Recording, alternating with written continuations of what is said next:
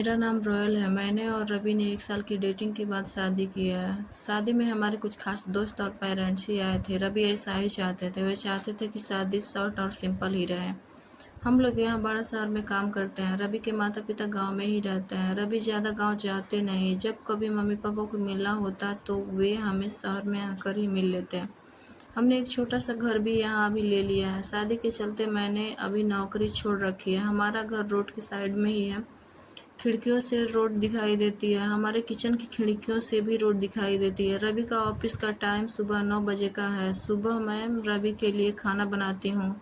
अभी कुछ दिनों से मुझे खिड़की के बाहर एक लड़की दिखाई देती है। पता नहीं क्या देखती है। आज फिर मेरी नज़र खिड़की के बाहर गई, रोड की दूसरी तरफ। वही लड़की ज़्यादा उम्र की नहीं थी, 26 की होगी। हमारे घर की तरफ आज फिर से देख रही थी।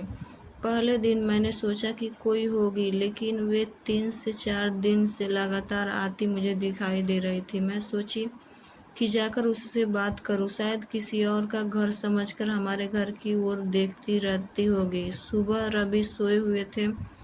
वे फिर वहीं दूर खड़ी दिखाई दी। इस बार मैं बाहर गई। मुझे अपने ओर आते देख वे और घबरा गई।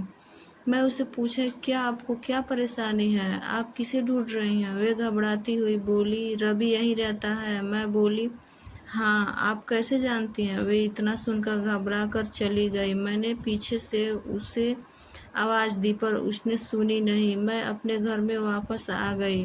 मेरे आने पर रवि उठ गए थे। पूछा, कहाँ गई थी तुम? मैंने बोला, पता नहीं, एक लड़की है, वे हमारे घर की तरफ देखती रहती है। मैंने जब जाकर उससे पूछा तो तुम्हारा नाम भी जानती है। तुम किसी गोरी सी सुंदर लड़की को जानते हैं? रवि यह सुनकर भड़क गए।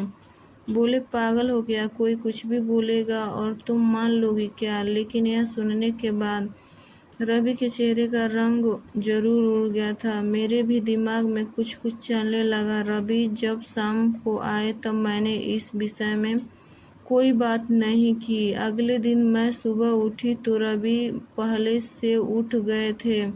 मैं किचन में गई तो किचन की खिड़की लगी हुई थी और बड़ी मुश्किल से खोलने पर खुलती थी। मैं कोशिश कर रही थी लेकिन ऊपर वाली कुंडी मुझसे नहीं खुली। मैं हमेशा नीचे की कुंडी से खिड़की लगाती थी, लेकिन आज खिड़की की ऊपर वाली कुंडी भी लगी हुई थी। मैंने कैसे भी कुंडी खोली और खिड़की खोली तो मैं देख कर हैरान रह गई। रवि उस लड़की से वहां जाकर बात कर रहे थे। वे उस पर चिल्ला रहे थे और गुस्सा हो रहे थे। लड़की रो रही थी और रवि ने उसे उंगली दिखाकर जाने को कहा। यह सब देख मैंने खिड़की बंद कर दी ताकि रवि को लगे नहीं कि उसे मैंने यह करते देखा है। रवि फिर घर में आ गए। मैंने ऐसे जताया जैसे कि मैंने कुछ देखा ही नहीं है। अब मुझे ना जाने कैसे कैसे ख्याल आने लगे। रवि मुझसे क्या छिपा रहे हैं? मैंने रवि से शादी करके कोई गलती तो नहीं की? आखिर वे लड़की कौन है और रवि उस पे इतना गुस्सा क्यों हो रहे हैं? रवि के जाने के बाद मैंने रवि के सारे दोस्तों को, जिन्हें मैं भी जानती थी, उन्हें फ़ोन किया, लेकिन किसी को भी उस लड़की के बारे में नहीं पता था। मेरी समझ में नहीं आ रहा था कि क्या हो रहा है। रवि से पूछना चाहती थी लेकिन मुझे पता था कि वह झूठ ही बोलेगा। उसके बाद मैं उस लड़की को घर के आसपास नहीं देखा।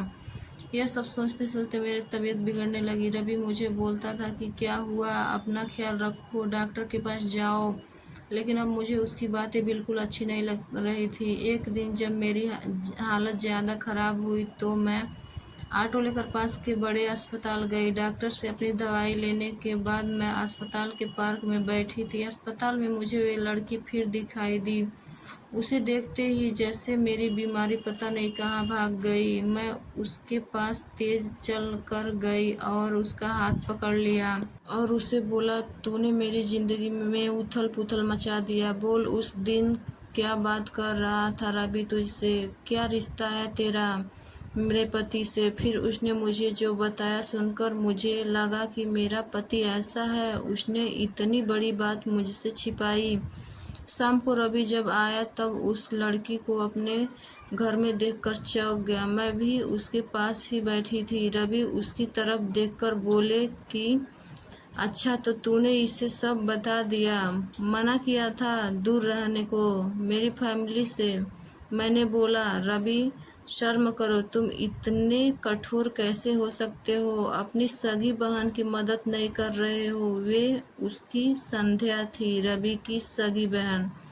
उसने अपने पसंद के लड़के से शादी कर ली थी, इसीलिए रवि और उसके परिवार ने उससे सारे रिश्ते तोड़ लिए थे। रवि ने कहा कि मेरी कोई बहन नहीं है। मैंने कहा, इसका पति अस्पताल में है, इसे रुपयों की ज़रूरत है। बहन नहीं तो इंसानियत के नाते ही तुम्हें इसकी मदद करनी थी, और अपनी पसंद की लड़की से शादी तो तुमने भी की। फिर जो नियम इसके लिए है तुम्हारे लिए क्यों नहीं है?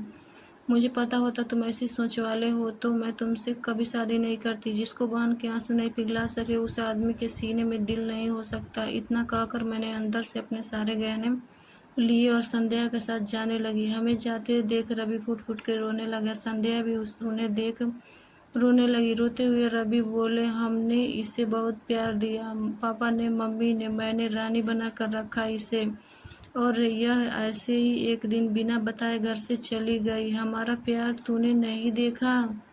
इसके लिए मैं रात भर नहीं सोया कि कहाँ होगी, कैसी होगी मेरी बहन। तब इसे भाई और पापा की याद नहीं आई। अरे मुझसे कहती, मैं शादी कराता, ऐसे ही चली गई थी ना, अब क्यों आई है?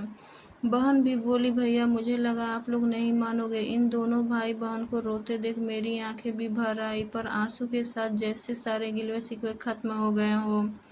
वह खुद अस्पताल गए, संध्या के साथ मम्मी पापा को भी बुलाया। दोनों ने बेटी को बड़े प्यार से गले लगा लिया। अब अस्पताल में संध्या के पति की हालत बहुत अच्छी है। डॉक्टर ने कहा कि जल्दी डिस्चार्ज हो जाएंगे। रवि की आंखों में मुझे एक अलग सुकून अब देखने को मिल रहा है। रवि ने संध्या को कहा, अब कुछ करेगी तो माफ़ नहीं करूँगा। हमेशा मेरी प्यारी बहन बन के रहना, जो भी हो मुझे बताना। जिंदगी बहुत छोटी है, आपके अहंकार में इतना सुकून नहीं है जितना कि माफ़ कर देने में है। एक बार करके देखिए, जिंदगी बदल जाएगी।